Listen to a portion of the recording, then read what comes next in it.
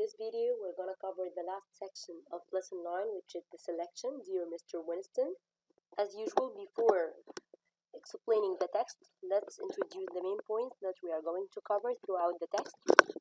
First, I will talk about the genre, which is realistic fiction.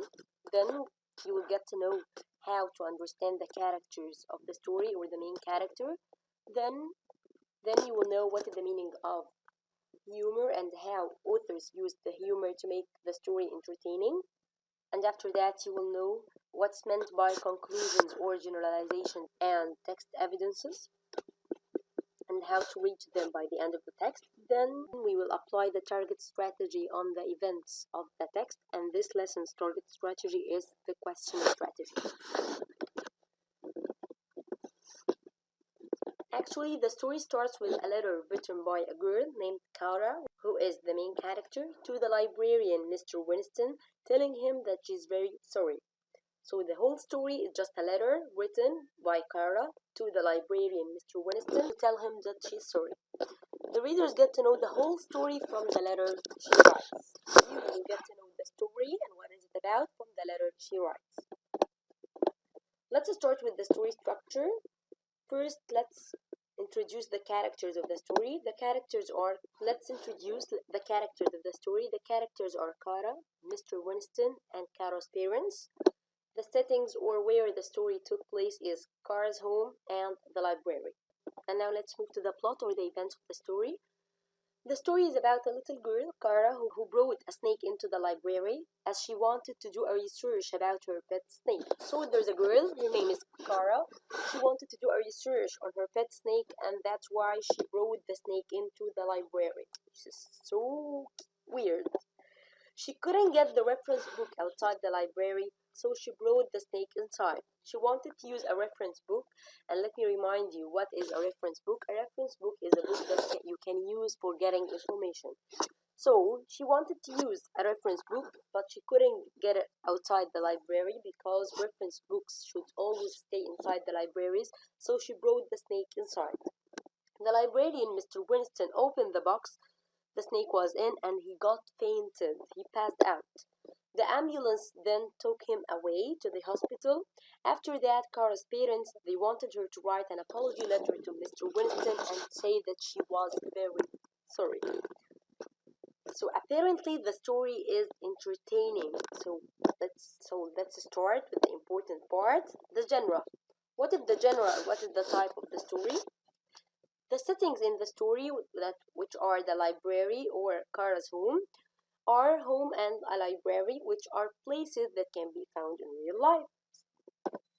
Also, the illustrations or the drawings of the characters, they show feelings that real people could have.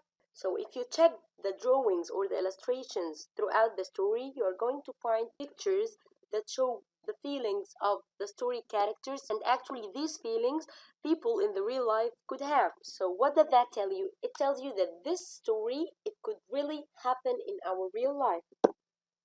Also, the situation in the story, this situation, it could happen in real life, so we can tell that this story is realistic fiction. What does a realistic fiction story tell? It tells a story that could happen in our real life. What does a realistic fiction text include? It includes characters and events that are like people and events in our real life. So there are characters and events that are like the people and events in our life. It includes familiar settings or familiar places. It includes as well feelings that are real or feelings that real people could have. The last thing that a realistic fiction text would include is the problems that might happen in the real life. So basically, a realistic fiction story is a story that could be real, but it's not real. It's just a story, but it could happen in our real life. It includes characters that are like people in our real life, events that are like things that could happen in our real life. It includes places that just as the places in our real life, feelings that people in the real life could have, and the problems that might happen in our real life. Great. Let's start. The story starts with the beginning of Kara's letter, and it says, "Dear Mr. Winston, my parents said that I have to write and apologize Dad says he's going to read this letter before it's sent, and that I would better make sure my apology sounds truly genuine. So Kara's dad said that her apology must be real and not fake. So I'm truly genuinely sorry for bringing that snake into the library yesterday. My parents said that what I did was wrong, even though the cardboard box was shut most of the time and there was no way the snake could have escaped if you hadn't opened the box and dropped it in the floor. So my parents say that I'm sorry, although I made sure that the box was shut most of the time and there was no way the snake could have got away if you hadn't opened the box and dropped it on the floor. So it seems that she blames Mr. Winston and she thinks that it's his fault that he opened the box. My parents say it's my fault for having brought the snake into the library, and I truly genuinely apologize. But I still don't know how I was supposed to find out what kind of snake I had inside the box without bringing the snake right into the library. So I could look at snake pictures and then look at the snake and try to find a picture that matched the snake. So my parents say it's my fault for having getting the snake into the library, although I don't know what else I should do if I wanted to know what kind of snake I have. So she thinks that she has reasons for doing that. And now my question is, what did Kara do that she has to write an apology? Why is she writing an apology? She took a snake in a box into the library. Do you think that Kara is truly, genuinely sorry? No.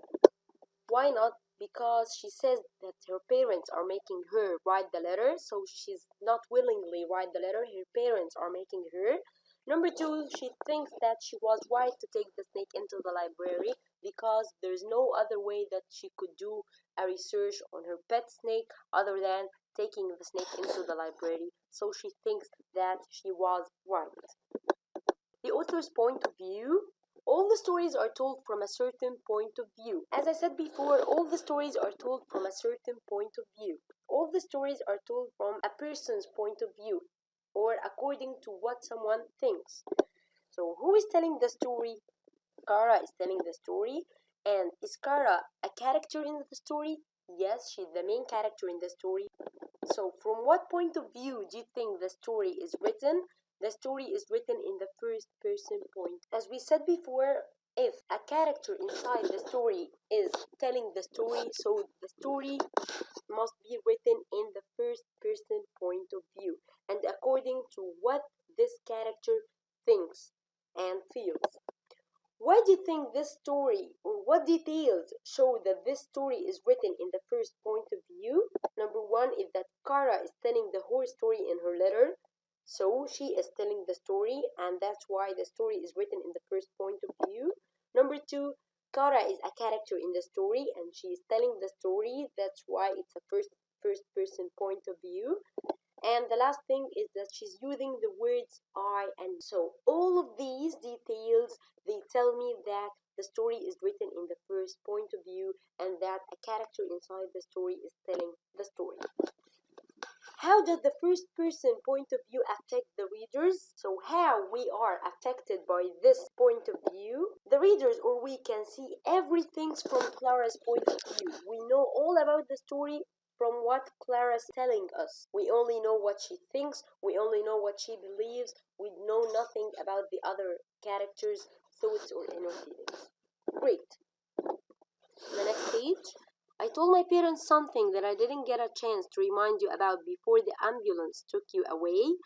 I told my parents something that I didn't tell you because the ambulance took you away. I did come into the library without the snake first. I left the box outside, hidden under a bush, and I tried to borrow a thick green book with lots of snake pictures. So at the beginning I came without the snake. I left it outside and I tried to borrow a book that has lots of snake pictures. But you told me that the big green book was a reference book, which meant that it had to stay inside the library and I couldn't take it out even for 10 minutes. My parents say that I still shouldn't have brought that snake into the library and that I have to be truly, genuinely sorry if I ever hope to watch Galactic Patrol on television again. My parents say that even if I couldn't take the book outside, I shouldn't have brought this snake inside the library, and I have to be truly, genuinely sorry if I want to watch my favorite TV show, which is Galactic Patrol. My parents picked Galactic Patrol because it's my favorite show, although I'm not sure what not watching a television program has to do with bringing a snake into the library. So my parents, they chose that show because they know that it's my favorite, to be as my punishment if I didn't sound truly genuinely sorry. But I don't know what does the program or my favorite TV show has to do with me bringing the snake inside. So again, she's stating reasons for her behavior, which means that she doesn't believe that it's really her fault or her mistake. The people at the library say you hate snakes so much that you won't even touch a book with a picture of a snake on the cover, and that's why you won't be back at the library for a few more weeks. If you want, you could watch Galactic Patrol. It's on at 4 p.m. weekdays on Channel 7. There are no snakes on the show because it takes place in space. So the people at the library, they told me that you hate snakes so much that you won't even touch a book that has a picture of snake, and that's why you won't be back to the library for a few more weeks, of course, because the snake is still loose. And then she's telling him, if you want, you could watch Galactic Patrol, you could watch my TV show, it's on the television's weekdays on Channel 7. Did the flowers arrive? Dad picked them out, but I have to pay for them with my allowance for the next 2 months. The flowers are proof that I'm truly, genuinely sorry for having thrown that snake into the library. I hope the people who work at the library find that snake soon. Did they look under all the chairs? And then she's asking him, did the flowers arrive? My dad picked that flowers, and my dad asked me to pay for the flowers with my allowance. An allowance is an amount of money that she takes from her parents every month. So she will have to pay for these flowers with her allowance for the next 2 months. And then she's telling Mr. Winston, I hope the people who work in the library find that snake soon. Did they look under all the chairs? So, could Clara take the book she wanted to read outside? No, she couldn't. Why not? Because, as I said before, it's a reference book, so it has to stay inside the library. How does Cara's tone or attitude in the third paragraph differs from her tone in the first paragraph? So how does Clara's tone or way of speaking in paragraph number 3 is different from her tone or her way of speaking from paragraph number 1? Let's get back to paragraph number 1. So in the first paragraph, she's telling Mr. Winston that at the beginning she didn't bring the snake outside, but it was his fault that he couldn't let her take the book outside the library, so she had to take it inside. So it seems that she thinks that it's his fault. In paragraph number 3, she's telling him, or she's giving him an advice that he could watch her favorite program, Galactic Patrol. So what did that mean? It means that in the first paragraph, she's blaming Mr. Winston for not letting her take the book outside the library. She thinks that it's his mistake, but in the third paragraph, she sounds friendly and helpful. She's trying to help him by advising him to watch the TV program till he get back to the library. So, how do you think the readers know what happened in the story? How do we know the events that happen in the story? We know the events that happen in the story indirectly through Kara's letter. So Kara is not telling us the events, but as we read her letter, we know what happened in the story. What can the readers find out at the end of page 165? At the end of the previous page, we can find out that she sent flowers to Mr. Winston and that the snake is still loose. It hasn't been found yet.